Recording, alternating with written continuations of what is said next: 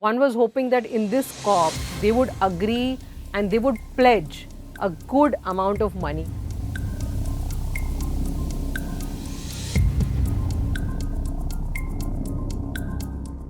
I spoke about water in Delhi and I spoke about transport in Delhi. I was very disappointed. I don't think much was achieved. These are not issues that can be tackled by one state government. This year, when we participated in the COP, we should have asked for much more. You represented the Delhi government at COP28. Tell us how it went and what it aimed to achieve. I was very disappointed. I don't think much was achieved. One of the biggest things is that uh, the countries in the West are the ones that have polluted the earth more. They are historically responsible for climate change. So one was hoping that in this COP, they would agree and they would pledge a good amount of money, and there have been calculations on how much it's going to cost. They did agree on a loss and damage fund, but it is minuscule, that fund. I spoke about water in Delhi and I spoke about transport in Delhi.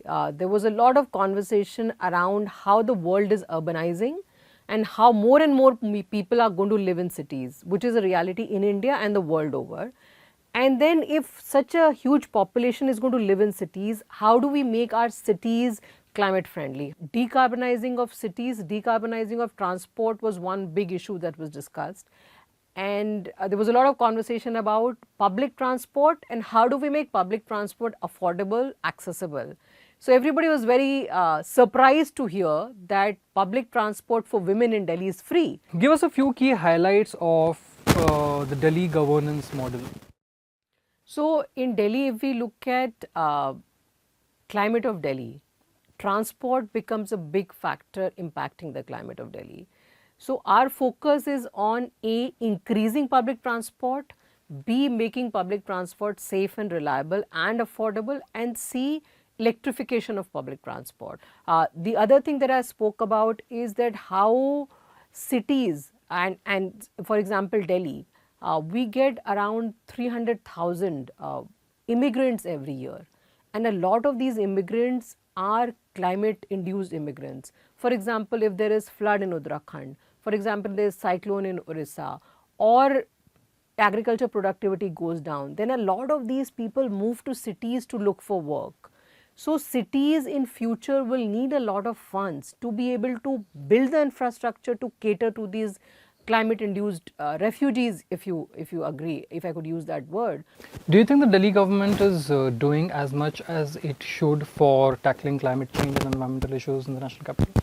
Delhi government is doing a lot, but as you know that climate and environment, these are not issues that can be tackled by one state government. These are more regional issues. So we are hoping that the central government takes leadership and brings all the regional players together. For example, if you look at Yamuna River, it flows through several states. Those states have to come together and tackle the Yamuna issue. For example, if you look at air pollution, again, one cannot build a wall around Delhi. So the whole of NCR region has to get together and tackle this issue. Speaking of pollution, every time the issue is brought up, the Delhi government somehow blames the neighboring state. See, it is not just Delhi. The whole northern India, the Indo-Gangetic plain, has this issue every year.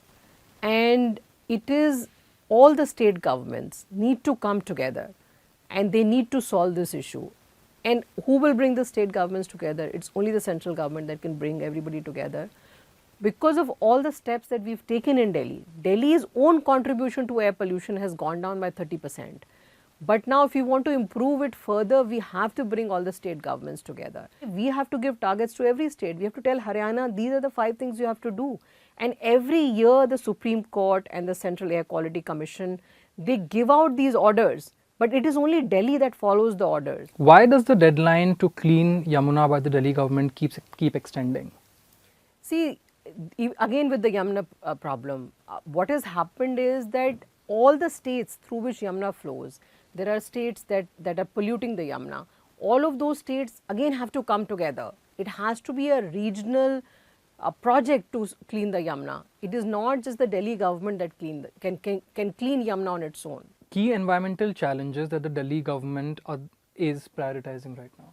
So for us, making sure that there is enough water in Delhi, making sure that the air of Delhi is clean, those are the two key issues, and there is enough green space in Delhi. So for example, we've recently started working on lake rejuvenation project. It also increases the water table, so the water security of the city gets better. How do you perceive India's participation in COP28 this year? How do you think the country has done? Honestly, I'm a little disappointed because India is one of the worst impacted country in terms of climate change. This year, when we participated in the COP, we should have asked for much more because the Western countries historically, because of their emissions, we are in this crisis of climate change now. And countries like India have contributed very little, less than 5% we've contributed to historical emissions. The world has agreed that there's going to be a loss and damage fund, but the loss and damage fund, the commitments are very tiny. The commitments have only been $700 million, whereas scientists are saying that the loss is in hundreds of billions of dollars. There are some estimates it's around 500 billion. So 700 million is nothing. The other thing that we should have asked for, because India is an agrarian country, 60% of our population depends on farmers, we should have asked for a loss and damage fund for the farmers. If we want farmers to continue to farm, continue to live where they are, then we need to establish a fund for them to be able to compensate them when there's a cyclone or there's a flood or there's a drought. The farmers lose their livelihoods. Who's going to compensate them for this?